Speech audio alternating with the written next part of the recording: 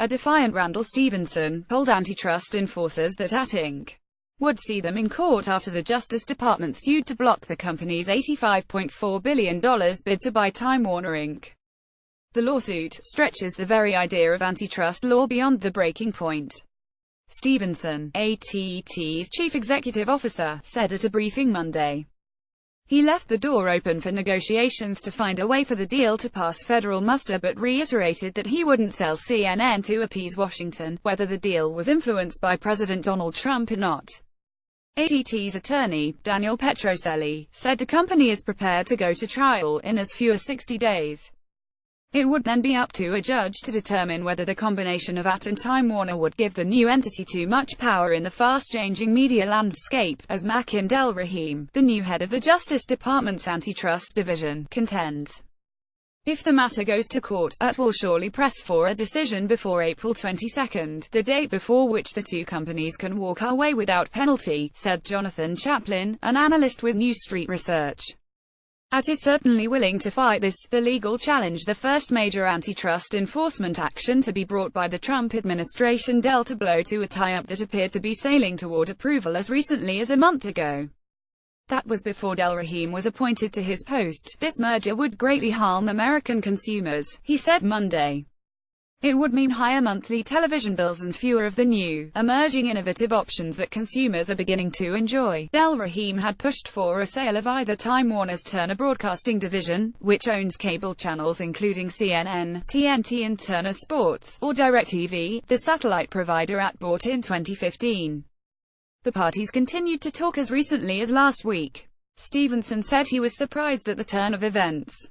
When we announced this deal, the best legal minds in the country agreed that this transaction would be approved since our companies don't even compete with each other, he said. The Justice Department's action defies logic and is unprecedented. The CEO briefly addressed what he called the elephant in the room, whether the lawsuit had anything to do with Trump's very public and intense dislike of CNN. Frankly, I don't know, he said. But nobody should be surprised that the question keeps coming up, because we've witnessed such an abrupt change in the application of antitrust law here. In the event of a trial, At&t intends to seek court permission to access communications between the White House and the Justice Department about the takeover.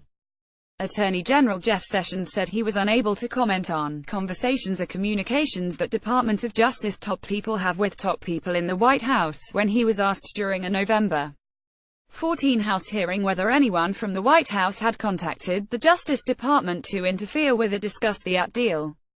Trump spokeswoman Sarah Huckabee Sanders said Monday she's not aware of any specific action taken by the White House related to the lawsuit.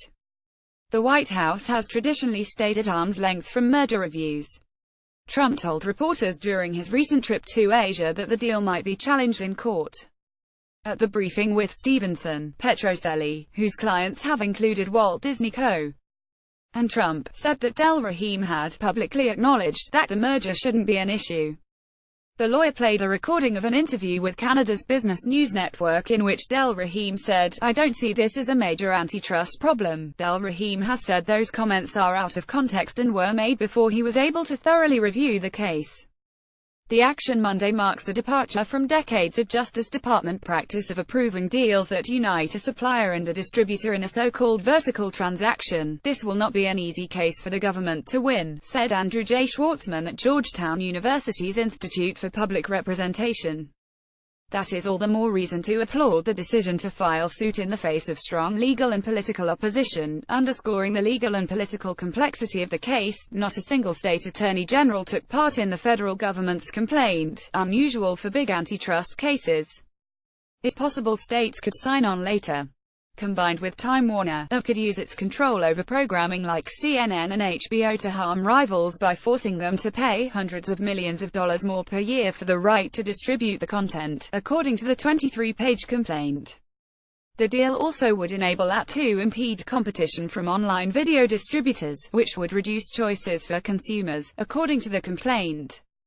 The government is open to dropping the lawsuit if the companies offer a proposal to fix the competitive harm from the deal, a Justice Department official said. A representative for Time Warner couldn't be reached for comment.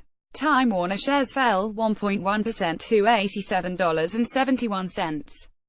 At rose less than 1% to $34.64. The lawsuit marks the second time in 6 years that At&t's Stevenson has found himself facing government opposition in Washington over a deal. In 2011, At dropped its $39 billion bid to acquire T-Mobile US Inc.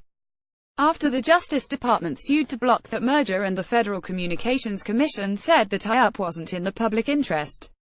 Stevenson kept his job but received a $2.08 million pay cut that year for failing to successfully complete the deal, with assistance by Jerry Smith, Margaret Talev, and Andrew M. Harris.